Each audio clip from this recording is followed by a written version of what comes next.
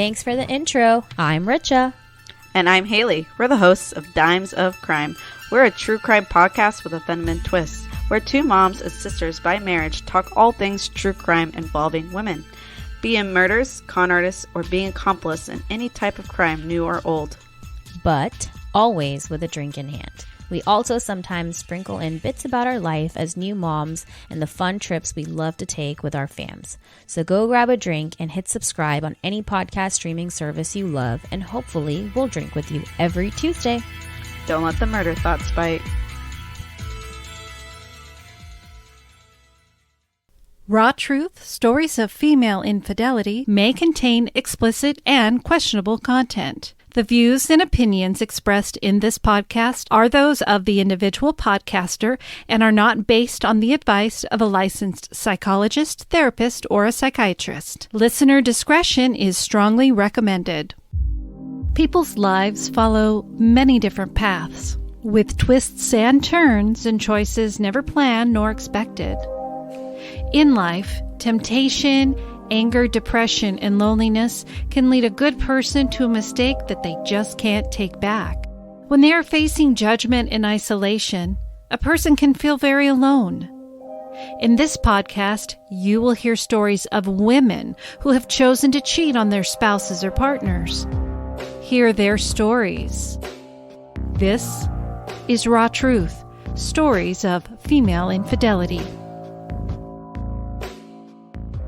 Welcome to Raw Truth, Stories of Female Infidelity. This is Rebecca. Today we are going to finish Molly's story. Last week we learned a little bit about where she was in her marriage, how she had felt a disconnect, how she felt like she was alone in her marriage and was struggling with her husband and control. And we learn about how things with her chiropractor, Evan, kind of went off in a different direction. Now, keep in mind, they were friends before she was a patient. He is a neighbor, and she opened up with him, and things got real personal, and they began their affair. But she started noticing some changes on his end, not just distance-wise, but physically. He said that his doctor instructed him he needed to quit drinking or there was going to be some real problems. He did, and he fell gravely ill.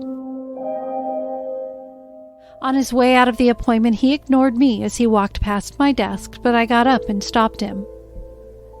I asked what happened, and he said he stopped drinking, and all of a sudden his health went downhill. He gave me a sad shrug, and I gave him a squeeze on his arm, and he left. I cried for days. During September and October, I reached out a couple of times, and he reached out to me a couple of times. But our conversation was always formal, not like it had been in the past. At one point, I saw him in his garage during a midday walk. Seeing him gave me a longing feeling, and a few days later I sent him a text saying all the things I wish I would have said, telling him how I think I'd started having feelings for him and asking if he felt the same. He replied back that it was always just for fun, and he wasn't sure what he had said that made me think differently.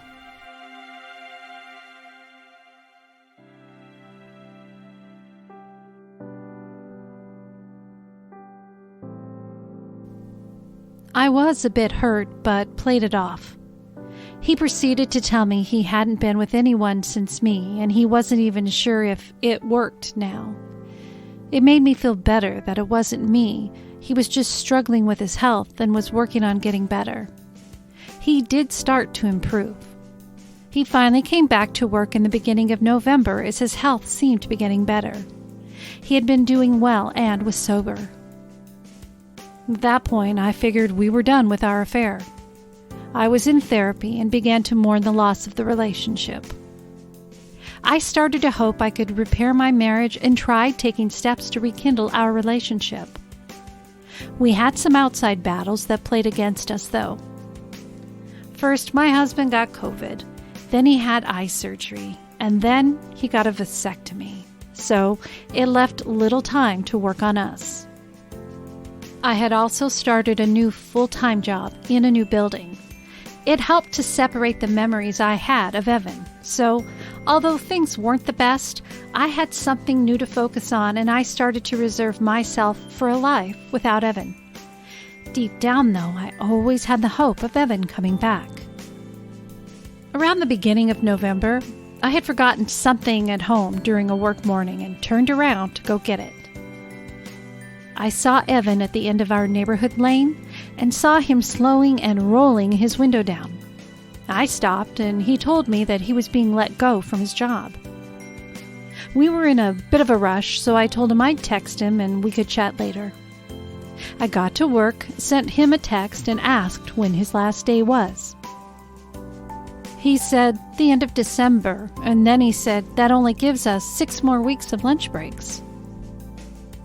My heart jumped. He was back. This time, though, I told myself I wasn't falling for his games. He had told me his intentions, and I wouldn't be fooled again. During this first conversation in November, I asked about something that he said many times before. He would always tell me that he had no idea how I ended up with my husband, so I asked him what type of guy he would see me with. He said, me. A bad boy, motorcycles, fun, lots of crazy sex. I said, but what about my stability and security? He said I was searching for a unicorn.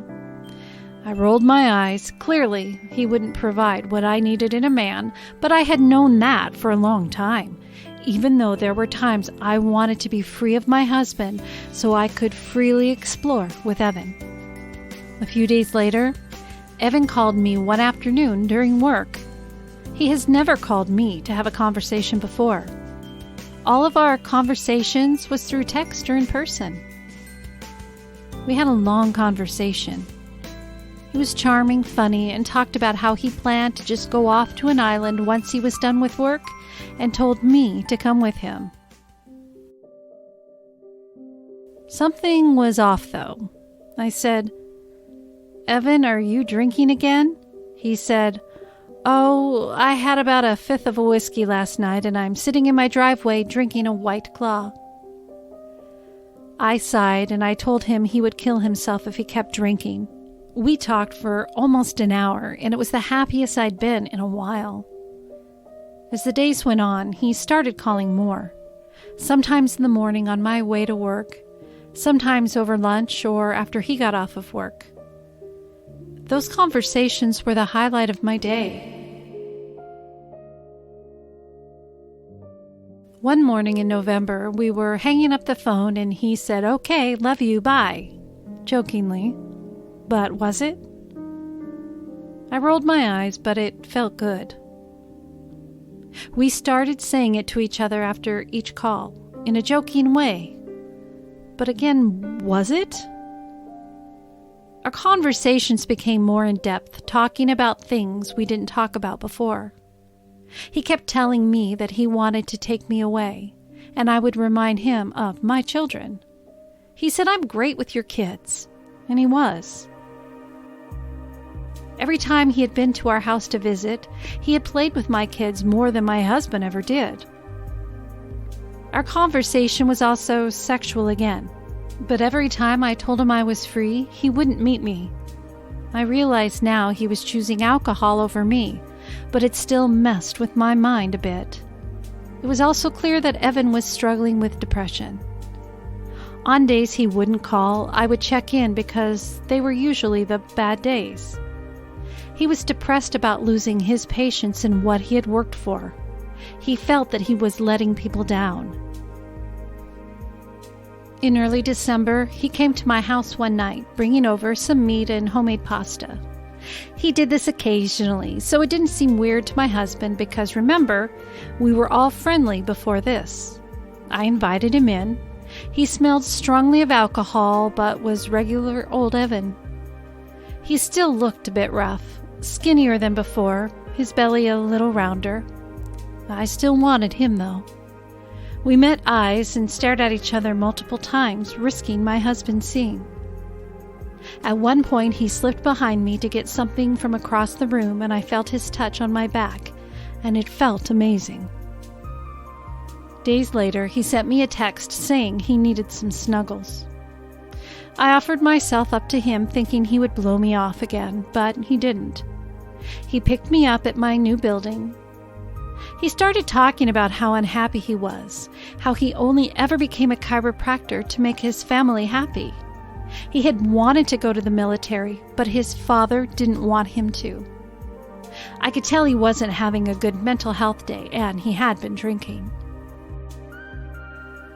When we got to his house, I took off my coat and finally gave him the hug that I had been longing to give him since the last time we had been together in August. I felt the weight slipping from both of our shoulders as we relaxed into each other. We made our way upstairs to his bed. I still wasn't quite sure what the outcome would be. We were snuggling. Would we have sex? So I climbed into his bed with clothes on, but he laughed and asked why I still had them on. I took them off and he climbed in. We got to business right away. Sex with him was so natural and free-flowing, hot. Eventually, we slowed down for a minute and took a breath. We laid down together, and for the second time, he held me. He wrapped his arms around me so tight that I never wanted to let go. He fell asleep, something that he struggled with, and I felt happy, knowing that he felt relaxed and comfortable enough with me to fall asleep. Forever later, his alarm went off. He said he should get back to work, but we ended up having sex again, snuggling more, and then having sex again. He asked if he had ruined my life, something I had joked about before, and I told him he had, in all the best ways. Eventually, we decided we needed to go back to work. He started the shower and told me to get in. He washed my body like he worshipped me, so gently. I had never been taken care of like this after sex. On the drive back, he started talking about how he's letting people down and got choked up a few times. I held his hand in reassurance. He said, "You are so amazing and I'm so fucked up." I disagreed, but he repeated himself. We said our "love you bye" to each other, and I got out of his truck. After that day, he seemed to decline more and more. There was a day when I had to have a more serious conversation with him about not using protection and what would happen if I got pregnant. He said he hadn't been able to come since becoming sick.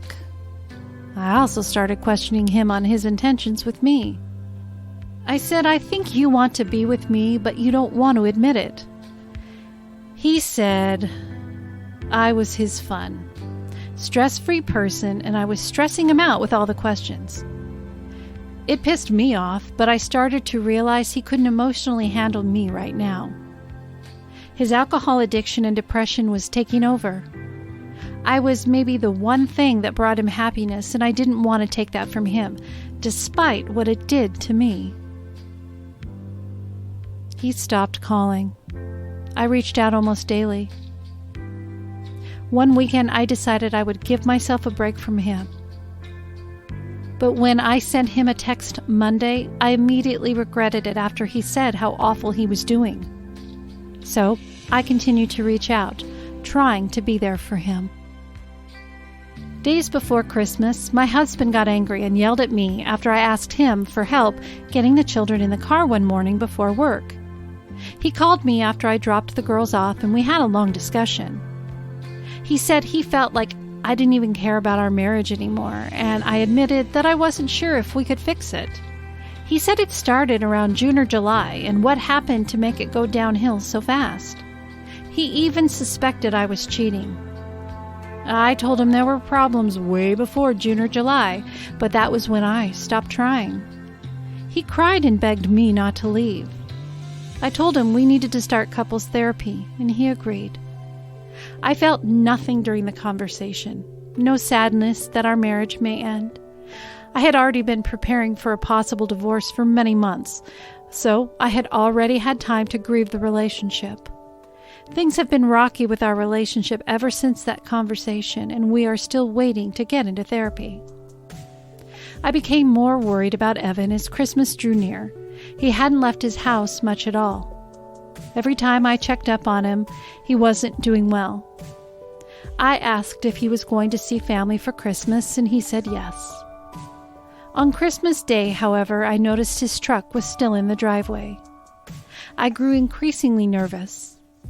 I wanted to go to his house and check on him, but I knew I couldn't. Eventually, I saw him leave, pretty late in the day, to be driving the 2 hours it took to get to his hometown. But I felt relieved for a moment. That night, though, I had an odd dream about him.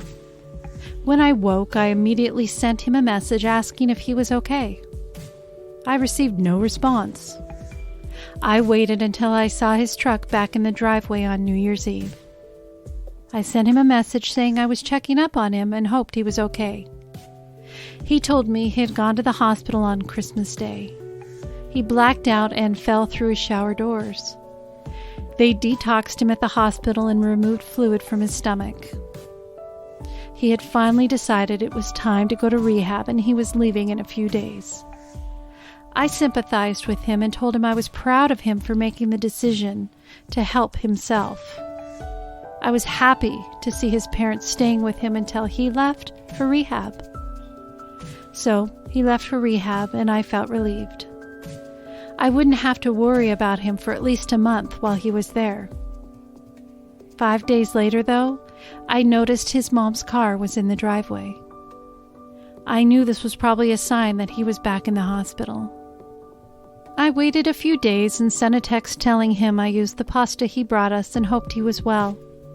He told me he was back in the hospital and was probably going to be transferred to a bigger hospital.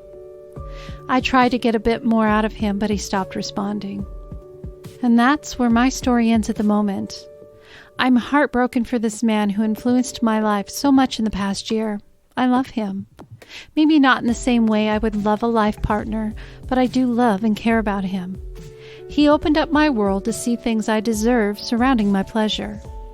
He showed me how strong a connection can be between two people. I fear that this may not be the end of us, but the end of him. If he dies, how do I grieve a man that I wasn't supposed to care so deeply about? How do I grieve in secret?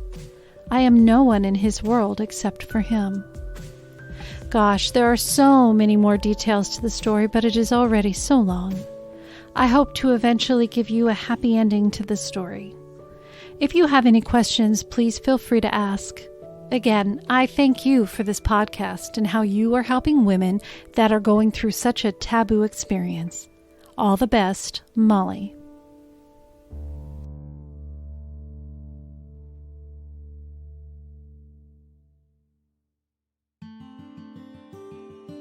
Thank you, Molly, so much for submitting this story. It is a lot to deal with, and I know, you're adding an extra level to this. It's one thing to be having an affair with somebody. It's another thing to be having to deal with something with this matter, potentially his passing because of his health. And you ask very good questions about how are you going to do this. And it's okay to say, I'm grieving for my friend. I'm grieving for my friend who was my neighbor. I'm grieving for my friend who was my neighbor and my chiropractor. I hope, though, that your therapist that you're seeing by yourself, because from what I understood, it sounded like you were in therapy before, will be able to help you through that grieving should this happen, God forbid. And I know you had submitted this story originally, it looks like back in January of this year. And so as I'm recording this here in May, some things may have changed. And I will reach out to you here shortly anyway, just to let you know that your story's coming. But I hope after you've listened and some time has passed that you'll reach out to me and just give me a follow-up. I think a lot of us will want to know where things are. And especially going back to your marriage, have you been able to get into therapy for for your marriage?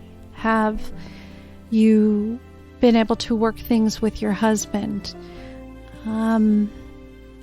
It sounds like he really loves you and he doesn't want this marriage to fall apart, but he needs to work on himself and being more open and being more of a partner to you with the family, because you didn't make those babies by themselves, and you guys definitely need to work as a team in order to be good for one another and for your kids. Affair aside, that's a whole different story of having to deal with getting your marriage back on track if that's what you want, and then being a strong parent and being able to work at your job and knowing what's going on in the background. And it pleases me to know that the podcast has been helpful for you, because these are the reasons why I have it. You can't share this with just anybody. I mean, the only people that truly understand are those who are going through it at the same time or have been going through it now as they listen to the story.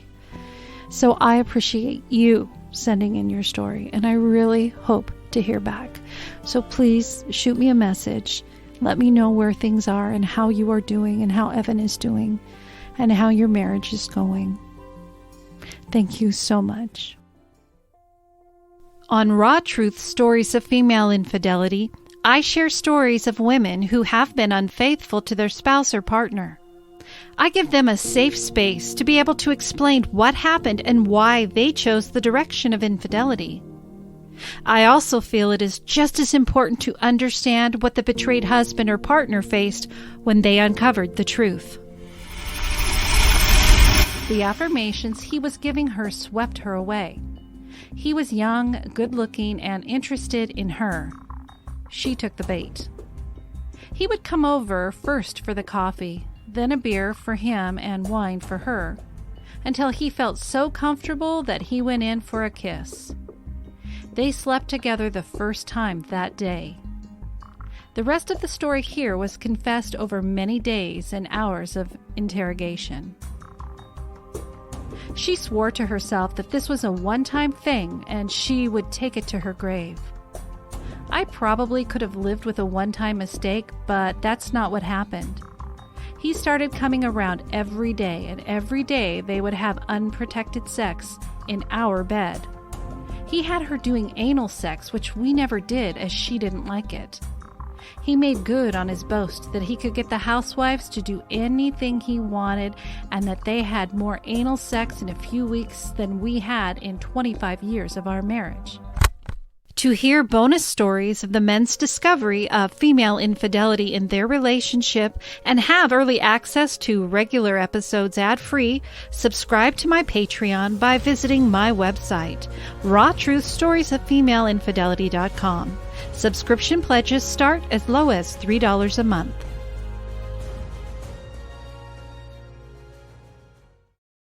Thank you for listening to Raw Truth Stories of Female Infidelity. Your support of the podcast is truly appreciated. Be sure to visit my website at rawtruthstoriesoffemaleinfidelity.com. There, you will find story guides to help form your story, where you can subscribe to Patreon, and an opportunity to vote for the podcast to be in the Hot 50 Countdown for Podcast Magazine. To submit your story, share feedback about the show, or if you have a Let's Ponder suggestion, please email it to rebecca.rawtruth@gmail.com or mail to Rebecca Adams, P.O. Box 821064, Vancouver, Washington 98682. Each story is taken into careful consideration, read without judgment, and always anonymous. Raw Truth Stories of Female Infidelity is written, produced, and edited by me, Rebecca Adams. If you enjoy this podcast, please rate and review the show on Apple Podcasts. Be kind to one another, be kind to yourself, and always remember, no judgment. Goodbye.